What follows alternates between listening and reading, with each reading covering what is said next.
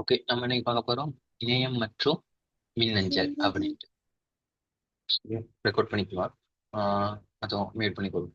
அப்ப இணையம் மற்றும் மின்னஞ்சல். சரியா? அப்ப நமக்கு இணையம் அப்படின்னா என்ன அப்படின்னு தெரியணும். சரியா? இன்டர்நெட்னு சொல்லுவோம். ஈஸியா சொன்னா இன்டர்நெட். ஏன்னா இன்டர்நெட் இன்டர்நெட்னா என்ன? அதாவது இணையம்ங்கிறது என்னன்னு கேட்டா வலையமைப்புகளின் வலையமைப்பு. ஒரு நிமிஷம் அப்படி இருங்கல்ல.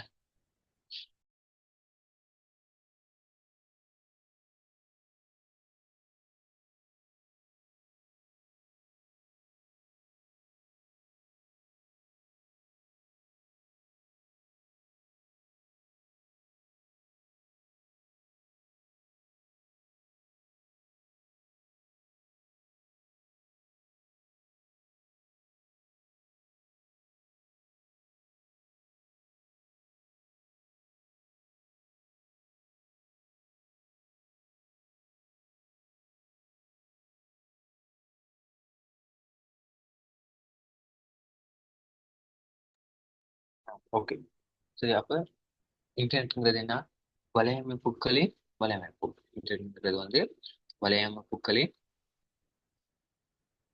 இன்டர்நெட். சரியா? இன்டர்நெட்ங்கிறது என்ன? வலையமைப்புகளின் வலையமைப்புன்னு சொல்லுவோம்.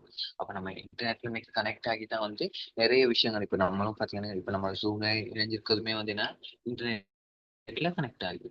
அப்போ நமக்கு தெரியும் வலையமைப்புகளின் வலையமைப்பு நம்ம என்ன சொல்றோம்? இன்டர்நெட் அப்படின்ட்டு. அப்போ வலையமைப்புனா என்ன? அப்ப வலையமைப்பு அப்படின்னாங்கிறது என்ன? அதுல ஒரு கேள்வி இருக்கு தானே, வலையமைப்புனா என்ன அப்படின்ட்டு. அதாவது வலையமைப்புங்கிறது என்ன? இரண்டு அல்லது இரண்டுக்கு மேற்பட்ட கம்ப்யூட்டர்ஸ் ஒன்னோட ஒன்று இணைஞ்சிருக்குமா தான் அதாவது வலையமைப்பு அப்படின்னு சொல்லுவாங்க. இரண்டு அல்லது இரண்டுக்கு மேற்பட்ட கணினிகள் ஒன்றோட ஒன்று இணைஞ்சிருக்குமா அதை வலையமைப்புன்னு சொல்லுவோம். இப்ப இந்த மாதிரி வலையமைப்புகளோட வலையமைப்பு தான். இன்னைக்கு ஒரு சின்ன வலையமைப்பு ஒன்று இருக்கு. ஒரு ரெண்டு கம்ப்யூட்டர்ஸ் கனெக்ட் ஆகிருக்குன்னு வைங்களேன், இதுல ஒரு வலையமைப்புல இணைஞ்சிருக்கும். சரி, அப்புறம் இன்னொரு என்ன செய்யுது? இன்னும் ரெண்டு கம்ப்யூட்டர்ஸ் இன்னொரு வலையமைப்புல இணைஞ்சிருக்கு. அப்ப இந்த கம்ப்யூட்டர்ஸோட இந்த வலையமைப்பு கனெக்ட் ஆகுது. அப்ப இப்படி பலதரப்பட்ட வலையமைப்புகளின் வலையமைப்பு. அப்ப என்ன செய்யப்படுது?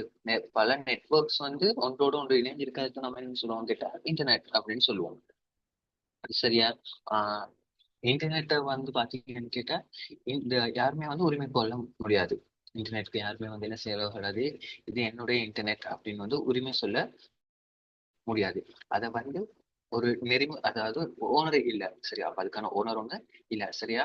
அப்ப அதை மானிட்டர் பண்றது யாருன்னு கேட்டா த இன்டர்நெட் சொசைட்டி. இது ஒரு நன் ஆர்கனைசேஷன், அதாவது லாப நோக்கமற்ற ஒரு நிறுவனம் தான் என்ன செய்யுதுன்னு கேட்டா இது இணையத்தின் செயற்பாடுகளை நெறிமுறைப்படுத்துது அப்படின்னு சொல்லலாம். சரியா? அதை மானிட்டர் பண்ணி இப்ப எல்லா விஷயம் யாருமே ஓனர்ஸ் இல்லாத நேரம் கண்ட வாக்குல செயற்படும். அதை ஒரு நெறிமுறைப்படுத்தி அதுக்கான ப்ரோட்டோகால்ஸ் அது இதெல்லாம் உருவாக்குறது பாத்தீங்கன்னா இந்த இன்டர்நெட் சொசைட்டியா இருக்கும். சரியா? அதாவது இன்னைக்கு இருக்க அந்த இன்டர்நெட்னால தான் பாத்தீங்கன்னு கேட்டா ஆஹ் உலகம் முழுவதும் குளோபல் வில்லேஜா மாறி இருக்கான். ஏன்னா குளோபல் வில்லேஜ் அதாவது என்ன செய்யப்பட்டிருக்கு? ஒரு கிராமத்துல உள்ள ஒரு மனுஷங்க கூட உலகத்தை என்ன செய்யக்கூடியதா இருக்கு, பார்க்கக்கூடியதா இருக்கு. எந்த ஒரு மூலையிலயும் என்ன ஒரு விஷயம் நடந்தாலுமே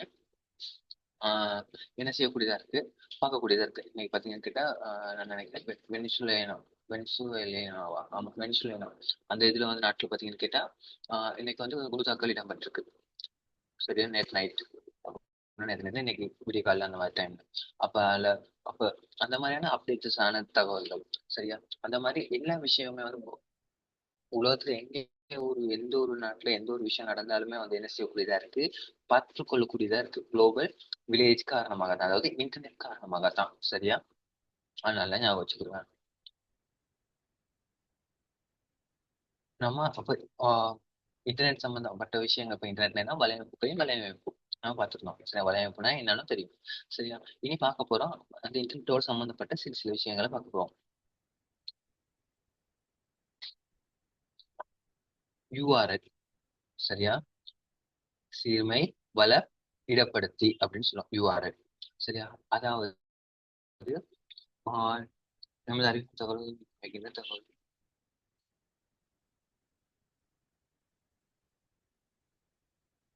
நீங்க பாத்தீங்கன்னு கேட்டா யூஆர்எல் அப்படிங்கிறது என்னன்னு கேட்டா, சரியா, நம்ம ஒரு இன்டர்நெட்டை வந்து எக்ஸஸ் பண்றதுக்கு வந்து சரியா, நமக்கு ஒரு யூஆர்எல் வேணும். இப்ப நம்ம சொல்றோம் யூஆர்எல் என்ன அப்படின்னா பாருங்க, இதுதான் உங்களுக்கு நீங்க கிளிக் பண்ணிட்டு மேல பாருங்க உங்களுக்கு விளக்கமா இருக்கும். இது வந்து யூஆர்எல் வரும். சரியா, இப்ப இது வந்து பாத்.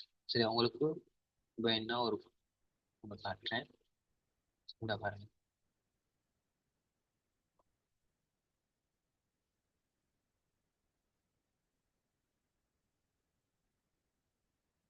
இது வந்து ஒரு யூஆர்எல் லிங்க். சரியா, இது ஒரு யூஆர்எல். சரியா, இப்ப பாத்தீங்கன்னு கேட்டா உங்களுக்கு கீழே ஒரு யூஆர்எல். யூஆர்எல் உள்ள என்னென்ன விஷயங்கள் இருக்கும் அப்படின்ட்டு. சரியா, இதுல பாருங்க, இது வந்து நம்ம என்னன்னு சொல்லுவோம்னு கேட்டா HTTP அப்படிங்கிற இது வந்து பாத்தீங்கன்னு கேட்டா ஒரு புரோட்டோகால். இது வந்து ஒரு புரோட்டோகால். சரியா, அப்ப இந்த புரோட்டோகால் நம்ம சொல்லுவோம். சரியா, இது வந்து இந்த வெப்சைட் வந்து சிக்யூரா இல்லையா அப்படிங்கறது வந்து ஹைபர்டெக்ஸ்ட் ட்ரான்ஸ்ஃபர் புரோட்டோகால். சரியா, இது வந்து என்ன, HTTP அப்படிங்கிறது வந்து ஹைபர்டெக்ஸ்ட் ட்ரான்ஸ்ஃபர் புரோட்டோகால். இப்போ வந்து பாத்தீங்கன்னு கேட்டா HTTP அது யூஸ் பண்றது இல்ல, HTTPS அப்படிங்கிறது தான் வரும். HTTPS அந்த எஸ்ங்கிறது என்னன்னு கேட்டா ஹைபர்டெக்ஸ்ட் ட்ரான்ஸ்ஃபர் புரோட்டோகால் சிக்யூர் அப்படின்னு, பாதுகாப்பு சிக்யூர். அப்ப அந்த வெப்சைட் வந்து சிக்யூரான வெப்சைட்டா இல்லையா அப்படிங்கிறத பார்ப்போம். பாருங்க உங்களுக்கு காட்டுறேன். ஒரு வெப்சைட் வந்து போவோம்.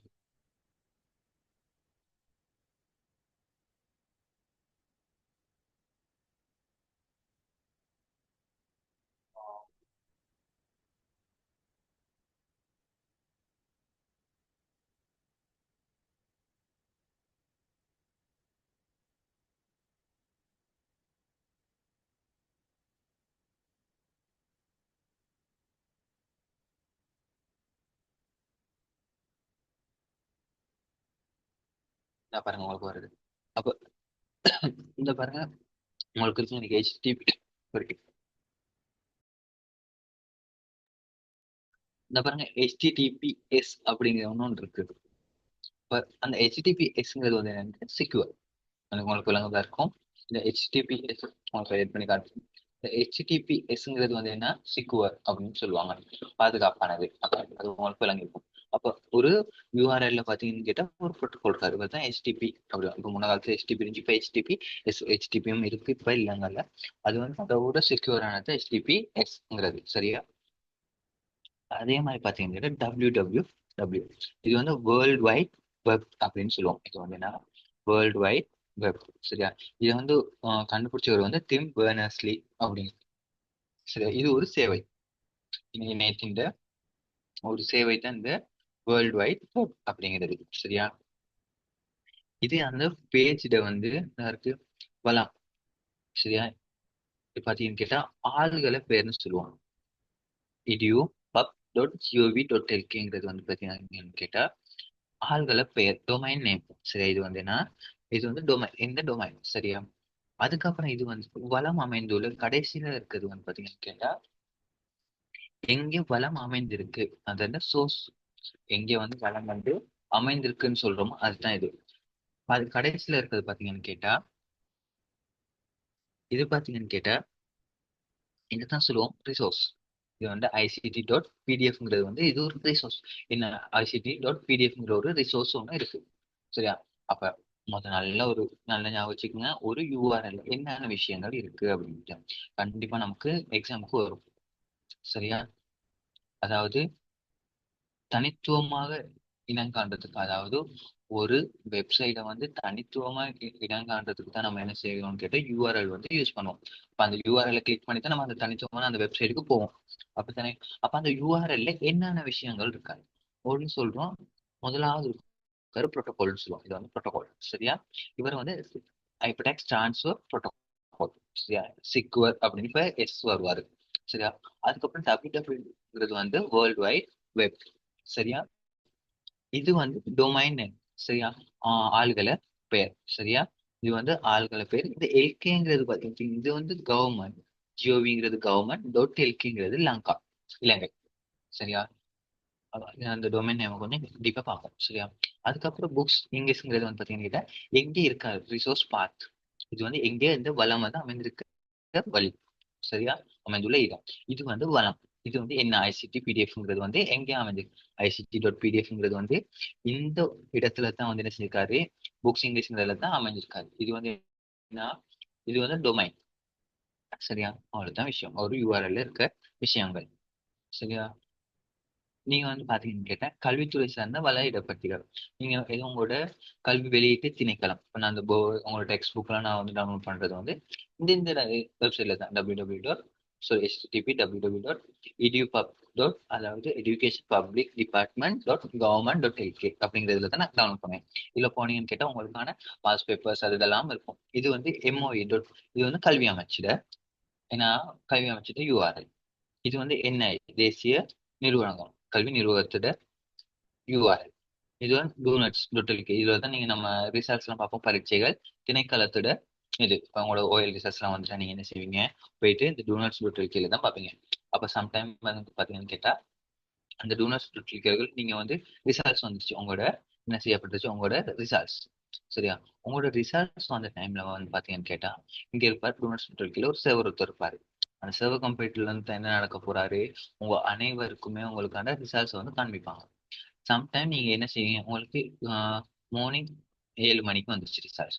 அப்ப என்ன செய்வாங்க, அவ்வளவு பேருமே இருக்க இலங்கையில இருக்க ஒரு 30,000 பேர் எக்ஸாம் எழுதுறாங்கன்னு வைங்களே, அந்த 30,000 பேருமே என்ன செய்வாங்க, இந்த சேவையகத்துல வந்து இணையத்துக்கு பார்ப்பாங்க. அந்த டைம்ல பாருங்க, உங்களுக்கு சம்டைம் என்ன நடக்கலாம், server not found, server not found அப்படின்னு வரும், மெசேஜ் வரும், சம்டைம் வரலாம். ஏன், அப்ப எல்லாருமே ஒரே டைம்ல வந்து இந்த சர்வர் லொக் ஆக பார்க்கல, சம்டைம் வந்து நமக்கான கனெக்ஷன் வந்து ஃபெயில் ஆகும். சரியா? அந்த மாதிரியான சுச்சுவேஷன்ஸ் இருக்கு. ஏன் அந்த அளவுக்கு பவர்ஃபுல் இல்ல. இப்போ ஃபேஸ்புக் எல்லாம் இல்ல, அதோட பவர்ஃபுல். அப்ப இது வந்து என்ன, பவர்ஃபுல் குறவு அந்த சர்வர். இது வந்து பெர்ஃபார்மன்ஸ் குறவுனால சம்டைம் வந்து ஒரு 30,000 பேர் ஒரே டைம்ல வந்து ஒரு லொக் ஆகி அவங்க பார்க்க போக வந்து சம்டைம் வந்து என்ன சார், சர்வர் நாட் ஃபவுண்ட் அப்படிங்கிற ஒரு விஷயங்கள் வரலாம். சரியா? ஏன் ஆட்கள் வந்து கூட. சரியா? Internet protocols. சரியா? உங்களுக்கு ஐபி அட்ரஸ் அப்படின்னு ஒன்று இருக்காரு. சரியா? இன்டர்நெட் ப்ரோட்டோகால், அதான் ஐபின்னு சொல்லுவோம். இன்டர்நெட் ப்ரோட்டோகால் அதாவது என்னன்னு கேட்டா, நம்ம இன்டர்நெட்ல இணையும் போது, சரியா, நம்ம வந்து இன்டர்நெட்ல வந்து இணையும் போது வந்து பாத்தீங்கன்னு கேட்டா நமக்கு வந்து ஒரு ஐபி அட்ரஸ் வந்து கிடைக்கும். நமக்குன்னா இந்த ஐபி அட்ரஸ் இந்த கம்ப்யூட்டருக்கு வந்து தனித்துவமானது. என்னவா இருக்கும், தனித்துவமானது. சரியா? அதாவது நம்ம ஒரு நெட்வொர்க்ல இணையும் போது நமக்கு வந்து என்ன செய்ய போறாரு, ஐபி அட்ரஸ் வந்து கிடைக்கும். இன்டர்நெட் புரோட்டோகால்னு சொல்லுவோம். சரியா? IP address. சரியா? இது வந்து பாத்தீங்கன்னு கேட்டா 0 to 255. சரியா? அதாவது இதுதான் ஐபி அட்ரஸ். இந்த பாருங்க, இது வந்து ஒரு ஐபி அட்ரஸ். சரியா? இது ஒரு ஐபி அட்ரஸ். சரியா? நீங்க வந்து டீப்பா போய் பார்ப்பீங்க. ஏ லெவல் போனீங்கன்னா வந்து ஐபி அட்ரஸ் ஒன்று எப்படி அசைன் பண்றது, அந்த விஷயங்கள்ல வந்து நீங்க டீப்பா பார்ப்பீங்க. அப்ப ஐபி அட்ரஸ் ஒன்று பாத்தீங்கன்னு கேட்டா எப்பயுமே வந்து இந்த ஒரு 4 பாயிண்ட்ல இருக்கும், 4 டெசிமல் பாயிண்ட். அதாவது 0 to 255 தான் இருக்கும். ஒரு இதுல பாத்தீங்கன்னா பாருங்க, இன்னைக்கு 172.172.64.85.42.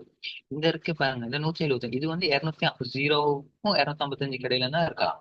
255 விட தாண்டி 256. இது 64ல இருந்து, அதாவது 64 இருக்கிறது வந்து 0 to 255 தான் இருக்கலாம். இந்த 85ம் அப்படித்தான், 0 to 255 தான் இருக்கலாம். இந்த 41 அப்படித்தான், 0 to 255 மட்டும்தான் இருக்கலாம். சரியா? இது வந்து எப்பயுமே என்ன செய்யலாது, 250 விட குறைவாகவும் இருக்காது, 255 விட பெருசாகவும் இருக்கலாது. நம்ம இது வந்து IPv4 யூஸ் பண்ணோம், IPv6 யூஸ் பண்ணுவோம். சரியா?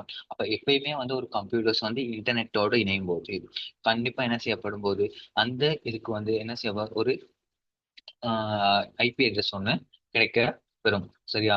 ஆஹ் இந்த ஐபி அட்ரஸ் வழங்குறது வந்து பாத்தீங்கன்னு கேட்டா டிஎன்எஸ் சர்வர் அப்படின்னு சொல்லுவோம். டிஎன்எஸ் நினைக்கிறேன். அதாவது டொமைன் நேம வந்து டொமைன் நேம வந்து ஐபி ஆகவும் ஐபி அட்ரஸ் டொமைன் நேமாகவும் மாற்ற ஒருத்தன் யாருன்னு கேட்டா இந்த டிஎன்எஸ் சர்வர். சரியா? இந்த டிஎன்எஸ் சர்வரோட வேலைன்னா, டொமைன் நேம் ஒன்று இருந்துச்சுன்னா நம்ம பார்த்துருப்போம், எஜுகேஷன் பப் அப்படின்னு. அந்த டொமைன் நேம் ஐபி அட்ரஸ் ஆகும்.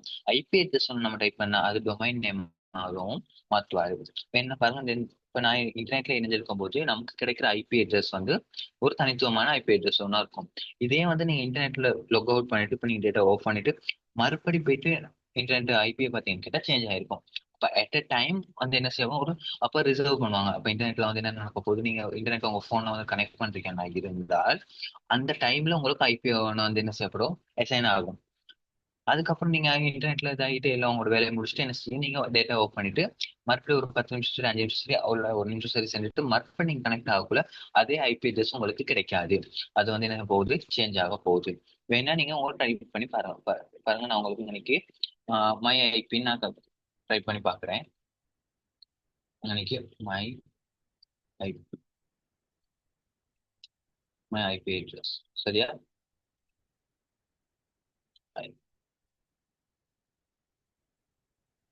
இந்த பாருங்க ஐபி வெர்ஷன் 6 இருக்கு, ஐபி வெர்ஷன் 4 இருக்கு சரியா. போன்ல வேணா டைப். இப்போ ஐபி வெர்ஷன் 6 ஐபி வெர்ஷன் 4ல பாருங்க 103.247.48.241 தான் நம்மளோட ஐபி அட்ரஸ். இதே வந்து நான் வந்து டேட்டா ஆஃப் பண்ணிட்டு மறுபடியும் நான் லாக் பண்ணி மறுபடியும் சர்ச் பண்ணேன்னா நீங்க ட்ரை பண்ணி பாருங்க. நான் இன்டர்நெட்ல லாக் ஆகல. நீங்க வேணும் ட்ரை பண்ணி உங்க போன்ல வேணா ட்ரை பண்ணி பாருங்க. உங்களோட ஐபி வெர்ஷன் வந்து என்ன செய்ய போறாரு, மாறும். வேணாங்களா? அப்ப இதுதான் நம்மளோட இன்டர்நெட்ல இணையக்குள்ள வந்து பாத்தீங்கன்னு கேட்டா உங்களோட ஐபி அட்ரஸ் வந்து இருக்காரு. இது ஐபி வெர்ஷன் 6, இது ஐபி வெர்ஷன் 4. ஐபி வெர்ஷன் 6 இது உருவாக்கப்பட்டுச்சுன்னு கேட்டா ஐபி வெர்ஷன் 4 இப்ப பாத்தீங்கன்னு கேட்டா என்ன செய்யப்பட்டுருச்சு, நிறைய போன்ஸ் இப்போ ஒரு ஆள் கிட்ட 2 போன்ஸும் இருக்கு சரி, லேப்டாப்ஸ் இருக்கு, டேப் இருக்கான். அப்படி பார்க்கக்குள்ள இப்போ மனிதர்களை விட வந்து என்ன செய்யப்பட்ட டிவைஸ் இன்னைக்கு வந்து கூட. அப்ப இன்டர்நெட்ல வந்து எல்லாமே இணைய போகுது. அப்ப சம்டைம் இந்த ஐபி வெர்ஷன் 4 வந்து காணாத சந்தர்ப்பத்தில், அதாவது போதுமான அளவு இன்டர்நெட்ல லோக் ஆகுற எல்லா டிவைசஸும் வந்து கனெக்ட் ஆகும் போது அதுக்கு ஐபி அட்ரஸ் வந்து நமக்கு வழங்கிக் கொள்ள முடியல, நமக்கு என்ன செய்ய கொள்ள முடியல, ரிசர்வ் பண்ணிக்கொள்ள முடியும். புரியுதா? அதாவது இப்ப என்ன நடக்கணும், நம்ம ஒரு பாடசாலையில் ஒரு இடம் ஒன்று வகுப்பறை, அதுல வந்து எல்லா சேர்ஸும் போட்டு வச்சிருக்கீங்க வர்ற மாணவர்களுக்கு எல்லாம் சரியா. நீங்க எக்ஸெப்ட் பண்றீங்க 50 பேர் என்ன செய்யறாங்க லொக் ஆவாங்க அப்படின்ட்டு சரியா. 50 பேர் தான் வர போறாங்க.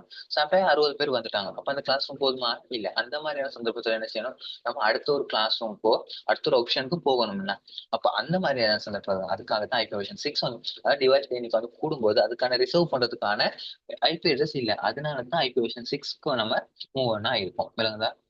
கிளாஸ் ரீஜன் ஆகுங்க மறுபடியும் கனெக்ட் ஆன 10 நிமிஷத்துல சரியா. அப்ப இதுதான் சரியா டிஎன் ஐபி அட்ரஸ் அப்படின்னு சொல்லுவாங்க. இப்ப இன்டர்நெட்ல கனெக்ட் ஆகிற எல்லாத்துக்குமே வந்து தனித்துவமா அடையும். ஆனா நீங்க மறுபடியும் லொக் அவுட் ஆகிட்டு மறுபடியும் டேட்டா ஆஃப் பண்ணிட்டு மறுபடியும் இன்டர்நெட்ல கனெக்ட் ஆகக்கூட மறுபடியும் என்ன நடக்கும் போது ஐபி ஐபி வந்து மாறப்போகுது. வழங்குதா? டைனமிக்கா இருக்கும், அதாவது சேஞ்ச் ஆகிக்கிட்டே இருக்கும். ஐபி அட்ரஸ் வந்து தனித்துவமானது, ஆனா சேஞ்ச் ஆகிக்கிட்டே இருக்கும். நீங்க வேணா உங்களுக்கு போயிட்டு பாருங்க, செக் பண்ணி பாருங்க.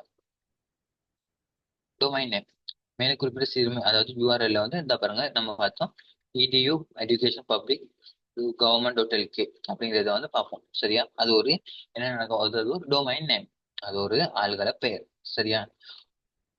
நல்லா பாருங்க, ஆள்கள் டொமைன் வந்து .com, O R G, government, education, net அப்படின்னு நீங்க பார்த்துருக்கீங்க. அப்ப எஜுகேஷன் நம்ம வந்து இப்ப கவர்மெண்ட்ங்கிறது வந்து என்ன, அரச குறிக்கும் சரியா. இந்த பாருங்க, ஒரு டொமைனுக்கு பின்னாடி வந்து இடப்படும் கவர்மெண்ட், எல்கே இதெல்லாம் வந்து பாத்தீங்கன்னு கேட்டா ஆளுகளுக்கு பின்னாடி இடப்படும் எல்கே மேல்மட்ட ஆள்களம் அப்படின்னு சொல்லுவோம். இது வந்து உயர்மட்ட ஆள்களை பெயராக சொல்லுவோம். இது வந்து கண்ட்ரியை குறிக்கும். தனித்துவமான ஆள்களை பெயர்களே வைக்கும். ஆள்கள் துறை வைக்கும் பேர். டொமைன்ல வந்து .com அப்படிங்கிறது வந்து பாத்தீங்கன்னா வாணிபம், கொமர்ஷியல் சரியா. வாணிபம் பிசினஸ் ரிலேட்டடா இருக்கும் .com சரியா. Amazon.com சரியா. Facebook.com அப்படி பார்ப்போம். .com சரியா. இது வந்து வாணிபம் அப்படிங்கறத மென்ஷன் பண்றது .com. ஓஆர்ஜிங்கிறது ஆர்கனைசேஷன், லாபம் நோக்கற்ற அமைப்புகளை வந்து ஓஆர்ஜி அப்படின்னு சொல்லுவோம் சரியா. அடுத்து ஜிஓவிங்கிறது வந்து அரசு, கவர்மெண்ட் சரியா. எஜுகேஷன் அது பாத்தீங்கன்னு கேட்டா அன்னைக்கு இருந்திருக்கும், எஜுகேஷன் ஜிஓவின்னு தான் இருந்திருக்கும். இந்த இப்பதான் எஜுகேஷன் பப்ளிக் .gov இலங்கை அரசாங்கம், அதுதான் கவர்மெண்ட். ஐக்கியங்கிறது அரசாங்கம், இலங்கை தானே அது. அதுக்கப்புறம் எஜுகேஷன் இடிங்கிறது வந்து எஜுகேஷன் அப்படிங்கிறது வரும். நெட்ங்கிறது வந்து வலையமைப்பை குறிக்க போகுது சரியா. நாட்டு ஆளுகளுக்கு வந்து நாடு, எல்கேங்கிறது வந்து பாத்தீங்கன்னா இலங்கை, இந்தியாவுக்கு வந்து ஐஎன்ஆருக்கும், ஏயுங்கிறது ஆஸ்திரேலியா, ஜேபிங்கிறது வந்து ஜப்பான், யூகேங்கிறது ஐக்கிய ராஜ்யம், அதே மாதிரி யூஎஸ்ங்கிறது ஐக்கிய அமெரிக்கா. அப்ப இது வந்து ஆள்களை பேர், உயர்மட்ட ஆள்களை பேர். இதுல வந்து கண்ட்ரி கோடுக்கு வந்து நம்ம இதை யூஸ் பண்ணுவோம். இது வந்து அரசாங்கமா கவர்மெண்டா அதுகளை மென்ஷன் பண்றதுக்கு இந்த .com ஓஆர்ஜி ஜிஓவி எஜுகேஷன் நெட்ஒர்க்ல வந்து நம்ம யூஸ் பண்ணுவோம். பாருங்க google.com இருக்கு சரியா. மேல்மட்ட ஆள்களை வந்து .com ஆள்களை பேர் வந்து google.com சரியா. எஜுகேஷன் government.lk அப்போ வந்து உயர்மட்ட ஆள்களை வந்து எல்கே சரியா. government.lk ஆள்களை பேர். ஸோ இது வந்து யூஆர்எல். இப்போ இதை வந்து உங்களுக்கு பார்த்தா உங்களுக்கு விளங்கும்னு நினைக்கிறேன். எதுவும் பிரச்சனை இல்லையே சரியா. இணையம் வந்து எப்படியெல்லாம் இணையம் நடக்குதுன்றதை இந்த சாட்ல பார்ப்போம்.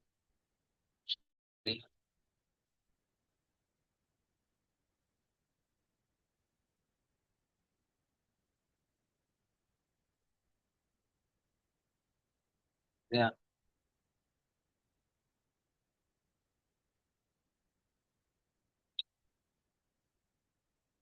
அதாவது உங்களோட யூஆர்எல் இருக்கு தெரியுமா, இந்த இருக்கு இன்டர்நெட் சரியா. அதாவது நம்ம இணையத்துல இணையும் போது சரியா நமக்கு ஒரு யூஆர்எல் ஒன்று இருக்கும் சரியா. இந்த யூஆர்எல் பாத்தீங்கன்னு கேட்ட இணையத்துல இணையும் போது இந்த யூஆர்எல் தான் என்ன செய்வார்னு கேட்டா நம்மளோட டிஎன்எஸ் சேவர் நான் சொன்னேன் சரியா. டிஎன்எஸ் சேவர் ஒருத்தர் இருக்காரு சரியா. இந்த டிஎன்எஸ் சேவர் என்ன செய்வார்னு கேட்டா இந்த யூஆர்எல்ல வந்து என்ன மாத்துவாரு, ஐபி அட்ரஸா மாத்துவாரு சரியா. என்ன செய்வாங்க யூஆர்எல் இடப்படும் பயனா என்ன செய்ய நமக்கு இருக்கு யூஆர்எல் ஒண்ணு. இந்த யூஆர்எல் வந்து என்ன செய்வாருன்னு கேட்டா இந்த டிஎன்எஸ் என்ன செய்வாரு அதை ஒரு ஐபி அட்ரஸா மாத்துவாரு. இப்ப நீங்க பார்த்தோம்னு கேட்டா எஜுகேஷன் டிபார்ட்மெண்ட்டுக்கு ஒரு ஐபி அட்ரஸ் ஒண்ணு இருப்பாரு. அப்ப அந்த வந்து என்ன செய்வார், நமக்கு ஐபி அட்ரஸ் ஞாபகம் வச்சுக்கிறது கஷ்டம். ஆனா அந்த யூஆர்எல் ஞாபகம் வச்சுக்கிறது கொஞ்சம் லேசி அப்படித்தானே. இப்போ எஜுகேஷன் இது நம்ம அடிக்க டைப் பண்ணக்குள்ளே அது வந்து யூஆர்எல் வந்து காட்சிப்படுத்தப்படும். ஆனா நமக்கு என்ன செய்யலாது, நமக்கு ஐபி அட்ரஸ் ஞாபகம் வச்சு கொடுறது வந்து சரியான கஷ்டம் சரியா.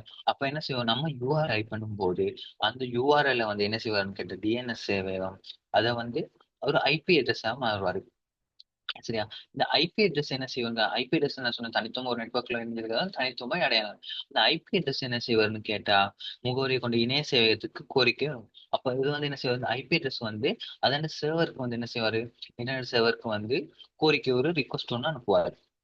அப்ப யூஆர்எல் டைப் பண்றோம், அந்த யூஆர்எல் வந்து என்ன செய்ய போறாரு, டிஎன்எஸ் சர்வர் ஊடாக வந்து என்ன மாத்த போறாருன்னு கேட்டா அது ஒரு யூஆர்எல் வந்து ஐபி அட்ரஸா வந்து மாறும். அந்த ஐபி அட்ரஸ் வந்து என்ன செய்வாருன்னு கேட்டா சேவை இன்டர்நெட் சர்வீஸ்க்கு வந்து என்ன செய்வாருன்னு கேட்டா ஒரு ரிக்வஸ்ட் ஒண்ணு அனுப்பும். அப்ப அதன் மூலம் வந்து இந்த இணைய சேவை வழங்குனர், அப்ப அதாவது இணைய சேவை வழங்குனர் அப்படிங்கிறது யாருன்னு கேட்டா நமக்கு இன்டர்நெட் சர்வீஸ் வந்து ப்ரொவைட் பண்றோம். நமக்கு இன்டர்நெட் சர்வீஸ் ப்ரொவைட் பண்றவங்க யார் யாரு இலங்கையில, சொல்லுங்க பார்ப்போம். நமக்கு இன்டர்நெட் சர்வீஸ் வழங்குறது யாரு,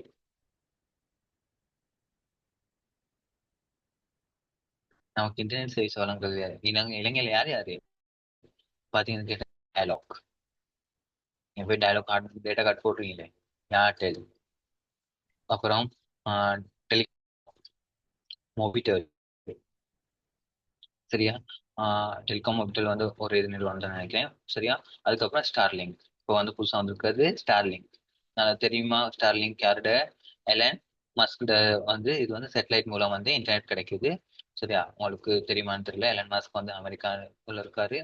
டெஸ்லா அதுக்கப்புறம் ஸ்பேஸ் எக்ஸ் அதன் நிறுவனத்தின் உரிமையாளராக இருக்காரு. ஆஹ் உலகத்திலே வந்து நம்பர் ஒன் பணக்காரர் தான் எலன் மஸ்க். அவருடைய நிறுவனம் ஸ்டார்லிங்க்ல இருந்து இன்டர்நெட் வசதி வந்து வழங்குறாங்க. இப்போ பாத்தீங்கன்னு கேட்டா 1,17,000 என்னமோ வந்து அதண்ட எக்யூப்மெண்ட் வாங்குறதுக்கு பேசிக்கான கோஸ்ட் வந்து இனிஷியல் கோஸ்ட் வந்து 1,18,19,000 கிட்ட ஆகும் சரியா. அதுக்கப்புறம் பாத்தீங்கன்னு கேட்டா இது வந்து மாசத்துக்கு வந்து 9,800 இருந்து பேக்கேஜஸ் வந்து இருக்கு. அன்லிமிட்டட் 18 டிவைசஸ் வந்து கனெக்ட் பண்ணலாம் சரியா.